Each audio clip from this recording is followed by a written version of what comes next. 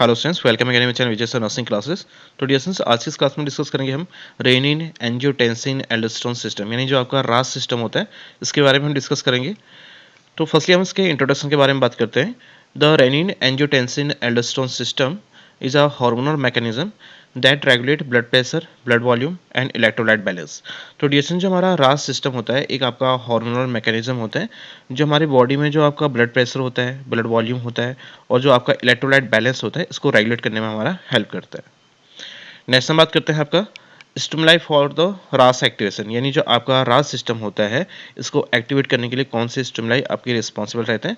First आपका decrease blood pressure, यानी जब हमारा ब्लड प्रेशर लो रहता है तो उसके थ्रू भी आपका जो रास सिस्टम होता है एक्टिवेट हो जाता है।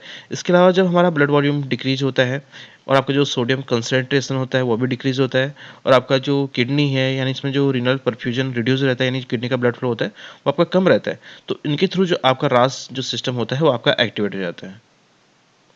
नेक्स्ट हम बात करते हैं कंपोनेंट्स ऑफ रास, यानी जो आपका रास सिस्टम होता है इसमें आपके कौन कौन से कंपोनेंट्स आपके हेल्प करते हैं। फर्स्ट आता है आपका किडनी। तो डिएशन जो आपका किडनी में जो आपका जस्टा ग्लोमेरुलर सेल्स होते हैं, यहाँ से जो रेनिन होता है वो आपका सिक्रेट होता है, तो एक हमारा कंपोनेंट होता है रास सिस्टम का। नेक्स्ट जो आपका कंपोनेंट है वो आपका है लीवर, जो आपका एंजियोटेंसिनोजन को सिक्रेट करने का काम करता है। एंड नेक्स्ट कंपोनेंट आपका लंग्स, जहाँ से आपका जो ACE यानी जो आपका एंजियोटेंसिन कन्वर्टिंग एंजाइम्स होता है वो आपका सिक्रेट होता है। एंड नेक्स्ट कंपोनेंट है आपका एड्रेनल कॉर्टेक्स, जहाँ से आपका जो एल्डोस्टेरोन होता है वो सिक्रेट होता है। और जो लास्ट कंपोनेंट है वो आपका है पोस्टीरियर पिट्यूटरी, जो आपका जो एंटीडायरेटिक हार्मोन होता है इसको सिक्रेट करने का काम करते हैं। नेक्स्ट हम बात करते हैं रास मैकेनिज्म के बारे में। तो डिएशन जब भी हमारा जो ब्लड प्रेशर होता है कम होता है, या आपका जो सोडियम लेवल होता है कम होता है, या हमारे बॉडी का जो ब्लड वॉल्यूम होता है तो कम होता है, तो जो हमारा किडनी होता है, किडनी में जो आपके जस्टा जो ग्लोमेरुलर सेल्स होते हैं, तो यहाँ से जो आपका रेनिन हार्मोन होता है इसका रिलीज होना स्टार्ट हो जाता है।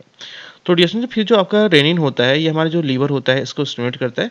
तो जो लीवर होता है फिर यहाँ से जो आपका एंजियोटेंसिनोजन होता है सिक्रेट होता है, और जब आपका ये ब्लड में चले जाता है तो ये आपका एंजियोटेंसिन फर्स्ट में आपका कन्वर्ट हो जाता है। और डिएशन जब आपका एंजियोटेंसिन फर्स्ट होता है तो ये हमारा जो लंग्स होता है उसको स्टिमुलेट करता है, जिससे जो लंग्स होते हैं, लंग्स से जो आपका ACE एंजाइम यानी जो एंजियोटेंसिन कन्वर्टिंग एंजाइम होता है ये रिलीज होता है। और जो आपका ACE एंजाइम होता है इसके थ्रू जो आपका एंजियोटेंसिन फर्स्ट होता है वो हमारा एंजियोटेंसिन सेकंड में कन्वर्ट हो जाता है। ठीक है। तो डिएशन जब आपका एंजियोटेंसिन सेकंड में आपका जो एंजियोटेंसिन फर्स्ट से कन्वर्ट हो जाता है, तो जो एंजियोटेंसिन सेकंड है इसके थ्रू हमारा जो वेजो कॉन्स्ट्रिक्शन आपका होता है और आपकी जो ब्लड वेसल्स होती है कॉन्स्ट्रिक्ट होते हैं, जिससे आपका जो BP होता है वो आपका बढ़ना स्टार्ट हो जाता है।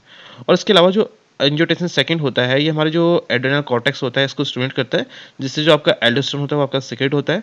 और जो आपका एंजियोटेंसिन सेकंड होता है ये हमारा जो पोस्टीरियर पिट्यूटरी ग्लैंड होता है इसको सिक्रेट करता है, ताकि जो आपका एंटी डायरेटिक हार्मोन होता है इसको ये रिलीज कर सके।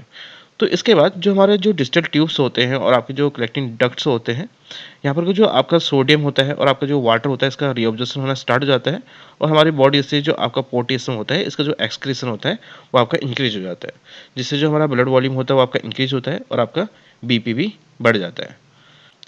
तो डिएशंस ये था हमारा रास मैकेनिज्म, जो मोस्टली हमारे बॉडी का जो सोडियम लेवल कम होता है या आपका जो ब्लड प्रेशर कम होता है या ब्लड वॉल्यूम कम होता है उसके बाद ये हमारा एक्टिवेट हो जाता है। Thank you students for watching this video. Please don't forget to like, share and subscribe this channel for more updates.